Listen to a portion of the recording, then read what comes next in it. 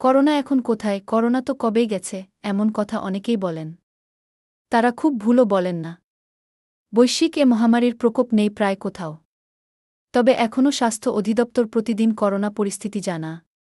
তাদের দেওয়া তথ্য বলছে এখন অনেক দিন দেশ করোনাশূন্য থাকে। কোনো দিন আবার এক বা একাধিক সংক্রমণ থাকে। তবে দেশে গত মে মাস থেকেই করোনার প্রকোপ বাড়ছে। নতুন সমস্যা হল, এরই মধ্যে করোনার একটি নতুন ধরন শনাক্ত হয়েছে। পার্শ্ববর্তী দেশ ভারতেও প্রচুর সংক্রমণে সক্ষম একটি নতুন এক ধরন বা ভ্যারিয়েন্ট ছড়িয়ে পড়েছে। এর প্রভাব বাংলাদেশেও পড়তে পারে বলে আশঙ্কা করছেন বিশেষজ্ঞরা। তবে তারা আশ্বস্ত করছেন, করোনা বাড়তে থাকলেও তার পরিস্থিতি ভীতিকর নয়। স্বাস্থ্য অধিদপ্তরের দেওয়া তথ্য অনুযায়ী চলতি বছরের এপ্রিল মাসে দেশে ২-৩ জন আক্রান্ত হয়েছিলেন। কিন্তু মে মাসে এই সংখ্যা বেড়ে হয় ৮-৬। বৃহস্পতিবার ৫ জুন করোনায় আক্রান্ত হয়ে একজন মারাও যান।